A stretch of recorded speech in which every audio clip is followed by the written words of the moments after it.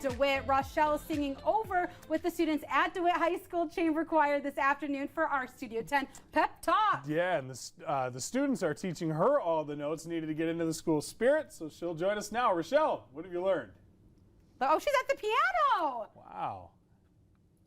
Guys, I have learned so much right now, and that's because I'm standing here with the choir director who doesn't just teach one choir, but 6 of them. I'm here with Meghan. How are you, Meghan? I'm great. Awesome. Well, thank you so much. Welcome into Studio 10.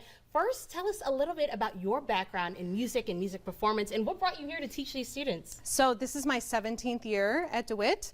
I'm directing 6 choirs. I have a bachelor's in music education from Michigan State and a master's in choral conducting. I performed all over as a child and in through high school, and then I auditioned at Michigan State and got in, and I've just followed that career this entire time. Lovely, how incredible, and obviously there's a lot of experience there, and I see you're passing that down onto our students, which we just heard not too long ago. But tell me a little bit about the students that we have here today. So our chamber choir is made up of sophomores through seniors. Okay. They have to audition in order to be in the group. So some of them are returning from last year, from a successful year where we were named Ensemble of the Year.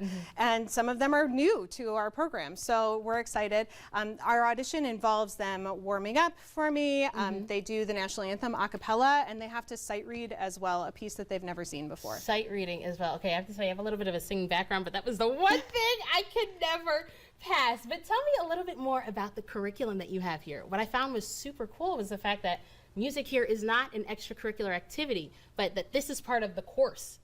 The regular curriculum. Tell me a little bit about that. So our choir meets every day for 85 minutes. We're on a block schedule, and so they get to take choir all year, every day from 9 to 10:30, and so we get to have them for the whole year. All of our classes are curricular. They all happen during the school day, including our musical class, which happens for an hour and a half in the fall, 9 weeks. I love that. What a big step forward that is for music education, isn't it? It's a huge deal to be able to be considered part of the curricular core curriculum. That's amazing. Now, you've had a lot of success with some of these students, some of them which have already been on Studio 10, but tell me a little bit about what's next for them after high school.